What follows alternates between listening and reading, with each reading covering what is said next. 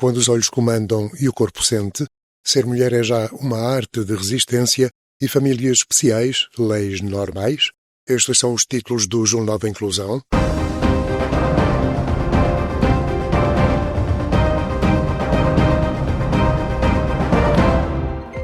Sonha com um mercado de trabalho mais inclusivo?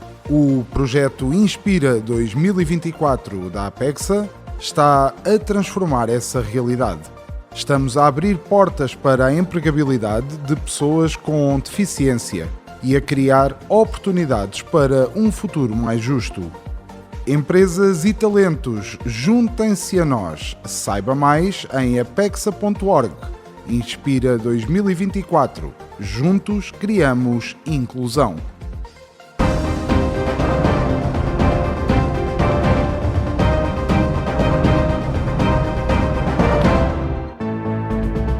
Ondas de Impacto. Jornal da Inclusão. Ser mulher é já uma arte de resistência.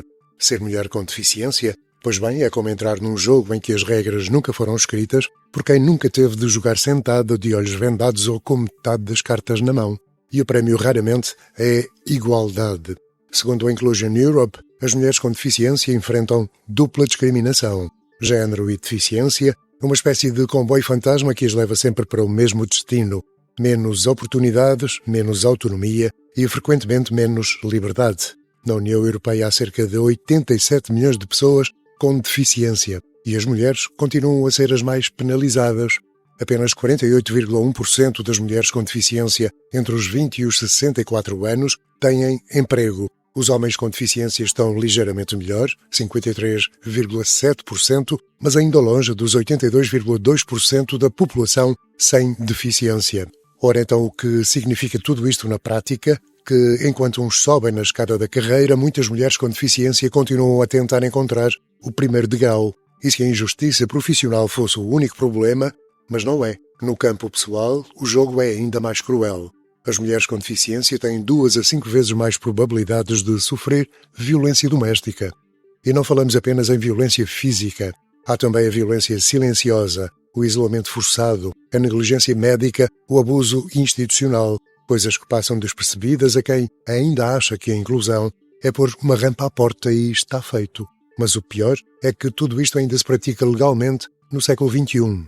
Em 2024, apenas 9 países da União Europeia criminalizavam explicitamente a esterilização forçada de mulheres com deficiência. Os restantes, incluindo Portugal, continuam a permitir esta barbaridade até em menores. Em Portugal, uma mulher com deficiência ainda pode ser esterilizada sem consentimento. Mas há felizmente quem começa a perceber o absurdo. Malta mudou recentemente a sua lei e proibiu tal prática. No fundo, a luta das mulheres com deficiência é pela dignidade. Não pedem privilégios, apenas o direito básico de decidir sobre o próprio corpo, de escolher com quem viver, o que fazer, onde trabalhar e como amar sem tutelas, sem paternalismos, sem medo. Enquanto isso, a sociedade continua a dizer coitadinhas, a bater palmas quando uma mulher com deficiência consegue um emprego e a achar que a igualdade de género é um tema resolvido. Pois bem, fica a saber que não é, e enquanto as regras do jogo continuarem viciadas, não há vitória possível, apenas resistência.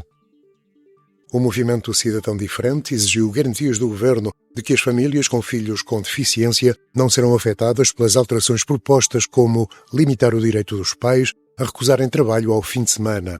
Segundo o anteprojeto de lei do Governo para a reforma da legislação laboral entregue aos parceiros sociais sobre o horário flexível do trabalhador com responsabilidades familiares, lê-se no ponto 3 que o horário flexível é elaborado pelo empregador mediante proposta do trabalhador, acrescentando na alínea D que o horário deve ajustar-se às formas especiais de organização de tempo de trabalho que decorram do período de funcionamento da empresa ou natureza das funções do trabalhador, nomeadamente em caso de trabalho noturno ou prestado habitualmente aos fins de semana e feriado. O movimento cívico sediado no Porto afirma acompanhar com preocupação a intenção do governo de limitar o direito dos pais a recusarem o trabalho ao fim de semana, pedindo à tutela que reflita cuidadosamente sobre o impacto desta medida nas famílias com necessidades especiais e que promova o diálogo com associações, movimentos de cidadãos, técnicos e cuidadores, de forma a encontrar soluções equilibradas e inclusivas.